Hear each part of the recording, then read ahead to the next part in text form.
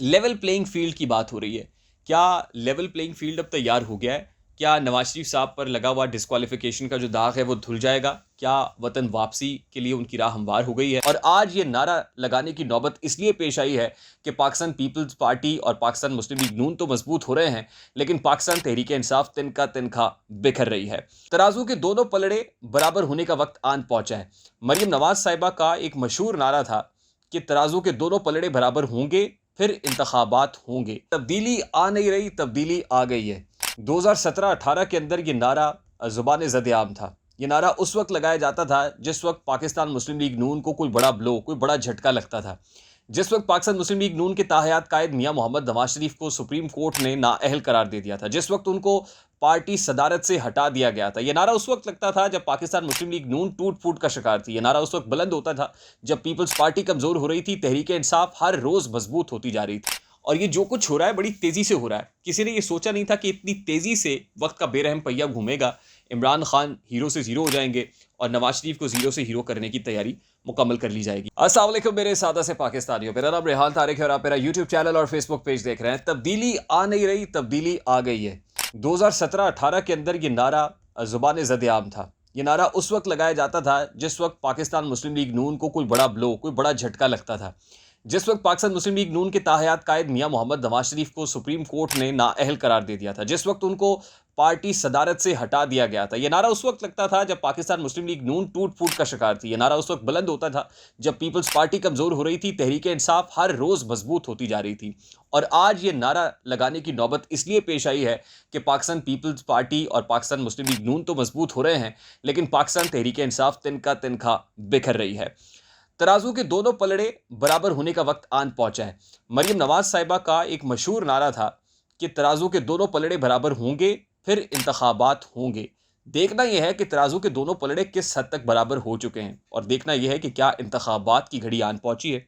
तो इन दोनों सवालात का जवाब बड़ा सादा सा है। तराजू के दोनों पलड़े बराबर करने से मुराद ये था कि जो नवाज शरीफ के साथ 2017 में हुआ, बेयानी ही इमरान खान के साथ भी वही स्टोरी दोहराई जाए। जिस तरह प्रोजेक्ट इमरान खान लॉन्च किया गया था, उसी तरह इस प्रोजेक्ट को ज़मीन में दफन कर दिया जाए। तो इमरान खान साहब के उस पोस्टर को फाड़ने में हुकूमत ने और इस्टेब्लिशमेंट ने जिस हद तक सेम पेज पे आके काम किया है, अब ये कोई ढकी छुपी बात नहीं है। इमरान खान टीवी पर दिखाई नहीं दे रहे, उनकी तकारीर लाइव नशर नहीं होती हैं, सोशल मीडिया के ऊपर होती हैं, रिकॉर्डेड शॉर्ट्स प्ले किए जाते हैं। घुटनों के बल मुज़ाकरात की भीख भी मांग रहे हैं और फिर ये कहते हैं कि इसको मेरी कमज़ोरी ना समझा जाए। वो ट्वीट्स भी कर रहे हैं, अदलिया से भी नाला दिखाई दे रहे हैं कि अदलिया जो है वो ह्यूमन राइट्स वायलेशन के ऊपर कोई काम नहीं कर रही, कोई फैसला नहीं सुना रही है। जजेस से मुतालबा कर रहे हैं कि उनके हक में फैसले दिए जाए, लेकिन अदालतें भी सुनने को तैयार नहीं हैं। हो क्या रहा है? एक तो ये कि इमरान खान साहब का जो पोस्टर है, जो पॉपुलैरिटी ग्राफ है, अब वो नोज डाइव कर रहा है। उस पोस्टर को फाड़ दिया गया है। दूसरी इंपॉर्टेंट चीज़ ये है कि आहिस्ता आहिस्ता इमरान खान डिस्क्वालिफिकेशन की तरफ गामजन है। अगर डिस्क्वालीफाई नहीं होते तो उनकी पार्टी इस कदर टूट फूट का शिकार है कि पार्टी टिकट लेने वाला कोई नहीं है। इसका मतलब यह है कि अभी तो the ground is set for elections. दूसरी इंपॉर्टेंट चीज़ यह है कि एक तरफ जो लकीर है मिटाने की कोशिश की जा रही है, और दूसरी तरफ जो मिटी हुई लकीर है उसको दोबारा ड्रॉ करने की कोशिश की जा रही है। आज लाहौर हाई कोर्ट के अंदर एक एडवोकेट साहब आफाक अहमद साहब ने एक दरख्वास्त दायर की, जिसमें नवाज शरीफ को पार्टी सदारत पर बहाल करने का मुतालबा किया गया, और उसमें बताया गया कि 2017 में डिस्क्वालीफाई किया गया, 2018 में नवाज शरीफ को पार्टी सदारत से हटा दिया गया, अल्टीमेटली उनको अपने ओहदे पर बहाल किया जाए, ये मुतालबा हो रहा है। दूसरी तरफ आज एक बड़ा सरप्राइज और बड़ा झटका, इसको 440 वोल्ट का झटका कहा जाए तो शायद बेजा नहीं होगा, जब सुप्रीम कोर्ट ऑफ पाकिस्तान के 3 रुकनी bench, justice उमरता Bandial, justice Ejazul Ehsan और जस्टिस मुनीब अख्तर, जो 14 मई को इलेक्शंस कराने के हवाले से इलेक्शन कमीशन ऑफ पाकिस्तान की नजरसानी दरखास्त पर समाअत कर रहा था, अटॉर्नी जनरल ने जब एक बिल या एक कानून के हवाले से अदालत को बताया, तो अदालत, जिसको कहते हैं ना हक्का बक्का रह जाना, आंखें खुली की खुली रह जाना, वो रह गई।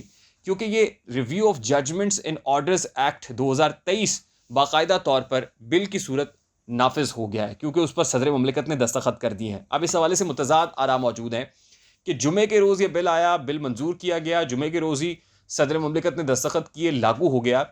लेकिन इस हवाले से डिटेल्स ये बता रही हैं कि ये बिल असल में नेशनल असम्बली में आया, जो तरीक़ाकार है कि पहले लोअर हाउस में जाता है, फिर अपर हाउस में जाता है, अपर हाउस से मंजूरी के बाद सदर ममलिकत दस्तखत करते हैं तो बिल लागू हो जाता है। 14 अप्रैल को हमारी मालूमात के मुताबिक ये बिल कौमी असम्बली में पेश किया गया। कौमी असम्बली में कसरत राय से इस बिल को मंजूर कर लिया गया और फिर सेनेट में ये 5 मई को मंजूर किया गया, यानी रवा माही 5 मई को इसको सेनेट से भी मंजूरी मिली। और सेनेट से मंजूरी के बाद जुमे के रोज़, यानी हालिया जो जुमे का रोज़ है, इस बिल पर सदर ममलिकत ने भी दस्तखत कर दिए और सदर ममलिकत के दस्तखत के साथ ही अब ये बिल लागू हो गया। ये बिल क्या कहता है? Review of judgements in orders act 2023, यानी वो जजमेंट्स जो अदालत की तरफ से आती हैं, अब उसको रिव्यू का मामला आर्टिकल 184(3) या सो मोटो के इख्तियार के तहत जो नोटिस लिए होते हैं, उनके तहत जो फैसले आते हैं, उसमें आज से पहले राइट टू अपील नहीं था, यानी उसमें जो मुतासरा फरीक है वो अपील दायर नहीं कर सकता। अब ये बुनियादी हुकूक की सरियन खिलाफ वर्जी थी कि आप सज़ा एक तरफा तौर पे सुना देते हैं, खुद ही सो मोटो लेते हैं और उसके बाद फिर आप मुतासरा फरीक को ये हक भी नहीं देते कि वो रिव्यू भी फाइल कर सके। बिल्कुल यही हुआ नवाज शरीफ साहब के साथ कि अदालत ने सो मोटो केस के अंदर नवाज शरीफ साहब को लाइफ टाइम डिस्क्वालीफाई कर दिया और नवाज शरीफ को यह हक भी नहीं दिया कि वो रिव्यू में जा सकें। यही हुआ जहांगीर तरीन के साथ और यही फैसल वोडा के साथ भी हुआ था।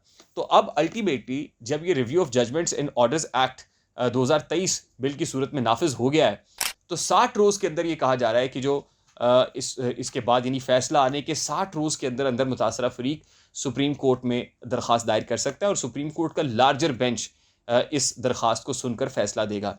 यानी एक बहुत बड़ी डेवलपमेंट है। आज से पहले जो सुप्रीम कोर्ट बार एसोसिएशन के सदर हैं एहसन भोन, उन्होंने एक कैंपेन चलाई थी और कहा था कि राइट टू अपील 184(3) की जुरिस्डिक्शन में लिए गए फैसलों पर होना चाहिए, जो कि हमने नहीं देखा। लेकिन अब अल्टीमेटली कानून साजी हुई है। आप ये कहा जाए कि पार्लियामान ने असर्ट किया तो गलत नहीं होगा, लेकिन ऐसे में लेवल प्लेइंग फील्ड की बात हो रही है। क्या लेवल प्लेइंग फील्ड अब तैयार हो गया है? क्या नवाज शरीफ साहब पर लगा हुआ डिस्क्वालिफिकेशन का जो दाग है वो धुल जाएगा? क्या वतन वापसी के लिए उनकी राह हमवार हो गई है? तो लग ही रहा है कि प्रैक्टिकल पॉलिटिक्स के लिए नवाज शरीफ साहब को तैयार किया जा रहा है और ये जो कुछ हो रहा है बड़ी तेज़ी से हो रहा है। किसी ने ये सोचा नहीं था कि इतनी तेज़ी से वक्त का बेरहम पहिया घूमेगा, इमरान खान हीरो से ज़ीरो हो जाएंगे और नवाज शरीफ को ज़ीरो से हीरो करने की तैयारी मुकम्मल कर ली जाएगी। जितनी तेज़ी से हुआ है इसमें ज़ाहिर है जो आलमी ताकतें हैं उनका भी इनपुट है, इसमें जो लोकल इस्टेब्लिशमेंट है उनका भी इनपुट है। ये कंसर्न क्वार्टर्स से, वो कंसर्न क्वार्टर्स कौन से हैं? वही जिनके पास फैसले का इख्तियार होता है। वहाँ पर ये फैसला हो गया कि एक तो इमरान खान तस्वीर में नहीं होगा, यानी इमरान खान की पिक्चर को मिटाया जाएगा, इरेज किया जाएगा। दूसरी इंपॉर्टेंट चीज़ ये होगी कि मिटाने के बाद इलेक्शंस फौरी तौर पर कराने पड़ेंगे। जो पॉलिटिकल स्टेबिलिटी है उसके लिए इलेक्शंस नागुज़ीर हैं। उन इलेक्शंस को कराने के लिए एक और मुतालबा था जो नवाज शरीफ का और उनकी साहबजादी का था कि इलेक्शंस तब होंगे जब तराजू के दोनों पलड़े बराबर होंगे। फिर उनकी जमात बार बार ये कह चुकी कि इलेक्शन से पहले मियां नवाज शरीफ पाकिस्तान में होंगे।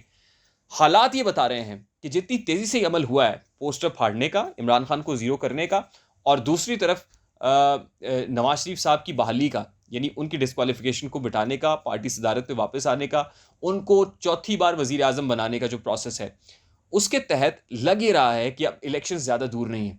इलेक्शंस सिर्फ जून के बजट का इंतज़ार किया जा रहा है और हमारी मालूमात ये बता रही हैं कि जून में बजट पेश करने के लिए भी 2 तरह के बजट्स तैयार करके रख लिए गए हैं।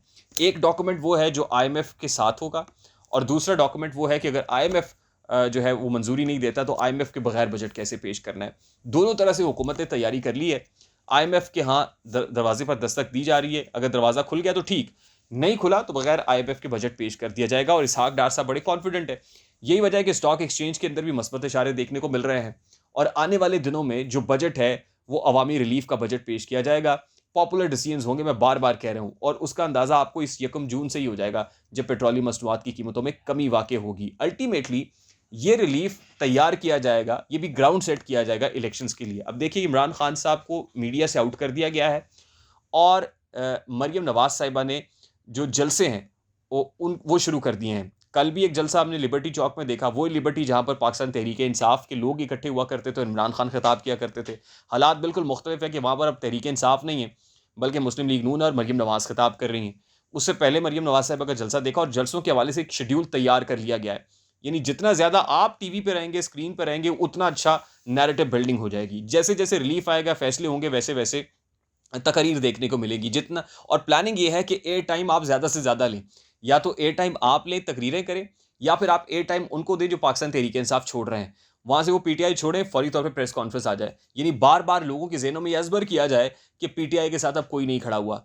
ये वही प्लानिंग है जो 2017 की प्लानिंग थी, ये वही प्लानिंग है जो 2023 के अंदर रिपीट हो रही है। अल्टीमेटली नवाज शरीफ साहब की जो वतन वापसी है, वो ये बजट के बाद रिव्यू पिटिशन दायर होगी, डिस्क्वालिफिकेशन ख़त्म होगी, केसेस का जो दाग है वो धोया जाएगा। नवाज शरीफ साहब 1.5 से 2 महीने के अंदर अंदर वापस आ रहे हैं। ये मैं तज्जिया नहीं, मैं खबर दे रहा हूँ। और आपको जून के बाद असम्बलीज डिसॉल्व होने की तरफ जाती हुई दिखाई देंगी और अल्टीमेटली अक्टूबर में इलेक्शंस का बिगल भी बजता हुआ नजर आएगा। और हालात किस तरफ जाएंगे, यकीनन आने वाले दिनों में कुछ मारधाड़ भी होगी, क्योंकि पीडीएम इत्तेहाद भी टूटेगा कि वो इलेक्शन अलायंस या कोलेशन नहीं है। वैसे तो मौलाना फजलुर रहमान लंदन पहुंचे हैं और ये फ्रेमवर्क तैयार करना है कि भी पीडीएम कोई अलायंस होगा, कहीं पर कोई सीट एडजस्टमेंट होगी, या अलग-अलग इलेक्शंस लड़ने हैं। आइंदा का फ्रेमवर्क क्या होगा, प्लान क्या होगा, हमारी इत्तलात के मुताबिक इसके ऊपर भी बातचीत हो रही है। तो बहरकैफ एक बहुत अच्छी खबर पाकिस्तान मुस्लिम लीग नून के क्वार्टर्स के लिए है। एक ठंडी हवा का अगर झोंका कहा जाए तो शायद गलत नहीं होगा, क्योंकि बहुत से लोग ये भी कह रहे थे ना कि नवाज शरीफ आएगा, मियाँ जदों आएगा लग पता जाएगा। यानी मियाँ नवाज शरीफ साहब की आमद के साथ ही मुस्लिम लीग नून की तंजीम साजी, हाउस इन ऑर्डर करना और एक पॉपुलर नैरेटिव बिल्ड करना भी उनकी आमद के साथ मशरूत है। तो आने वाले दिनों में एक नैरेटिव बिल्ड होता हुआ, पॉपुलर नैरेटिव बयानिया बनता हुआ आपको दिखाई देगा। मुझे रेहान तारिक को इजाज़त दीजिए, अपना बहुत सारा ख्याल रखिएगा। अस्सलाम वालेकुम।